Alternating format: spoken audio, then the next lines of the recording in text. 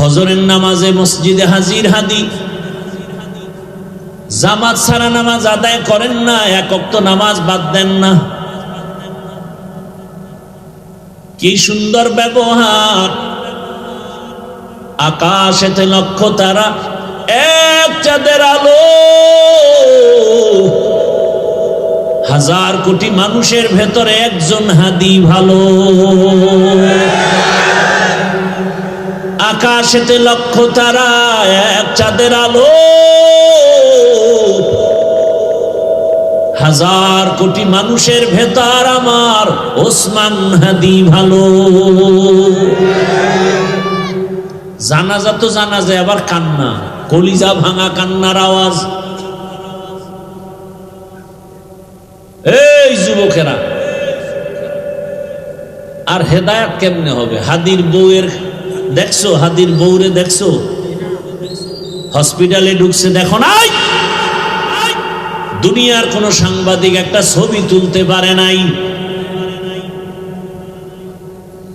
সারা রাত খালি আকাম করবি, ভালো ভালো এই জিনিসগুলো দেখো নাই? কেমন হাদি, তার বউ কেমন, হসপিটালে ঢুকতেছে, এত শত সাংবাদিক একটা ছবি তুলতে পারে নাই। আর তুই ডানা কাটা ভরিলে স্বপ্ন দেখো না? কল্পনা করা যায়? আমগো বউরাও তো এতটা সেফটি না, নির্ভরতা করতে পারি না বউর উপরে, কল্পনাই করা যায় না।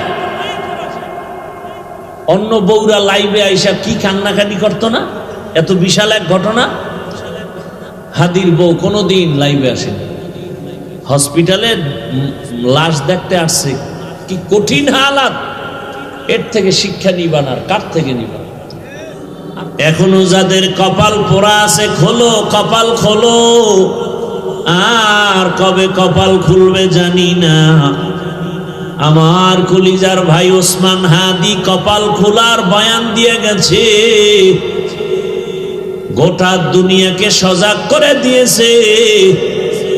সত্যের পথে থাকলে বিজয় মরার পরে দেখা যায়। এরে আমার যুবক, ওসমান হাদির উপরে এমন বর্বর হামলা কেন? ওসমান হাদি টাকায় বিক্রি হয় না, পশু টাকায় বিক্রি হয়। একটা মুরগি কিনতে যাও 500-1000, একটা খাসি কিনো 20,000, একটা গরু কিনো তুমি 1 লাখের উপরে। আর ভোটের আগের রাত্রে আশরাফুল মখলুকত বিক্রি হয় 500 টাকায়। খুব হাসি আসতেছে না? পায়খানা খাইতেছে, খুব মজা লাগতেছে না? তোমার দাম কি ওই পশুর থেকে কম? তো তুমি 500 টাকায় বিক্রি হলা কেন?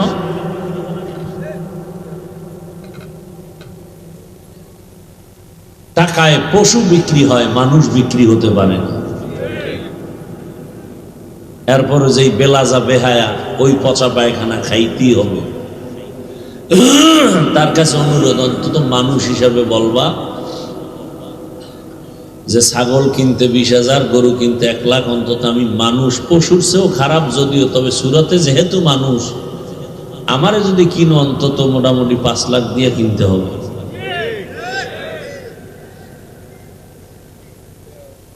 হাসিও না রে বাবা।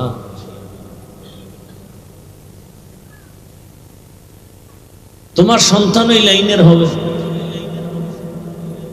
তর্ক করছে বাবার সাথে সন্তান, রাগ কইরা সন্তান বাবার পায়ে রশি দিয়া টানতে টানতে রাস্তায় নিয়ে গেছে।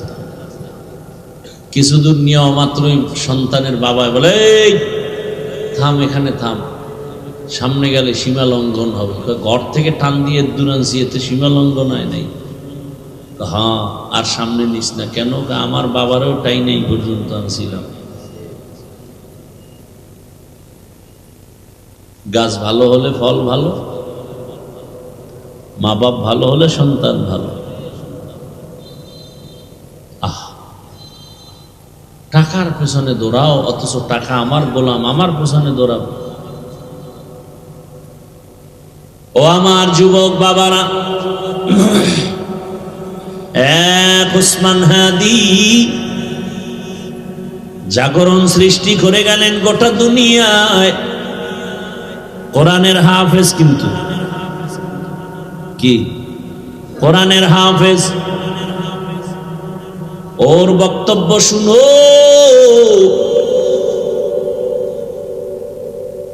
রাম বাম নাস্তিক সব হাদিকে নিয়ে কথা বলতো, টকশুতে কথা বলতো, কিন্তু বুঝতো না এই হাদির মধ্যে ঈমানের নূরের ঝংকার বাজতেছে। এখন সবাই তার বক্তব্য ফলো করে। টাকার কারণে হাদির এত সম্মান না, বরং হাদিরে সবাই টাকা দেয়, ইচ্ছা করে টাকা দেয়। দেখছো দেখছো, তো লাজ লজ্জা হবে জীবনে? ওরে হাই ইচ্ছা করে কি দেয়?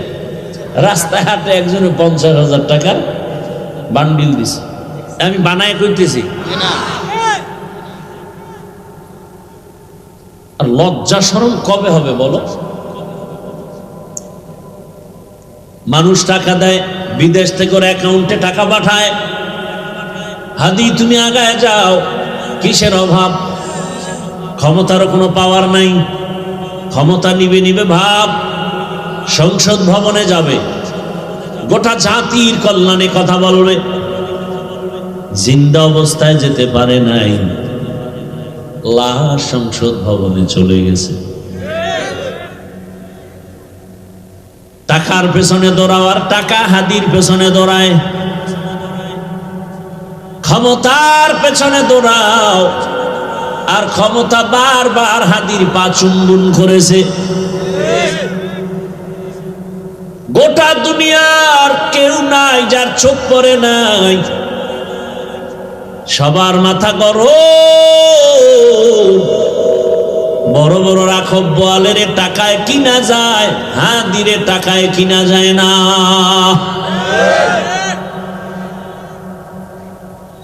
যুবকের কাছে অনুরোধ, কলিজা ভরে দোয়া করছি, আল্লাহ আমার দেশের আর একটা যুবক যেন হাদির মতো রাস্তায় ঝরে পড়ে না যায়। যুবক তুমি আবার দাঁড়াও, শক্তি আছে, মেধা আছে, এত টেনশন কেন? আমার রব আছে, বুদ্ধি আছে, লেখাপড়া করো, মেধা খাটাও, মোবাইল বাদ দিয়ে চরিত্র ঠিক করে আগায় যাও। গোটা দুনিয়া তোমার পাকে কদমকে চুম্বন করবে। এক একটা যুবককে বলবো, তুমি এক একটা হাদি হয়ে নতুন করে আবার দাঁড়িয়ে যাও।